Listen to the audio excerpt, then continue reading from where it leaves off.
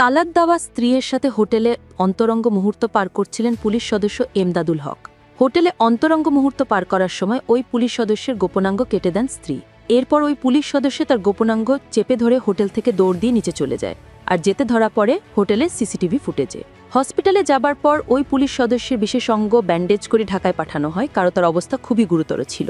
এরপরে ডাক্তার মনিরুল ইসলাম জানায় তার গোপনাঙ্গ বিশেষভাবে ক্ষতিগ্রস্ত হয়েছে। বিশেষ অঙ্গ পুরোপুরিভাবে ঠিক হতে অনেক সময় লাগতে পারে, এমনকি নাও ঠিক হতে পারে, এমনটি জানিয়েছে doctor Monirul Islam. Tanzina Tabassum, news desk.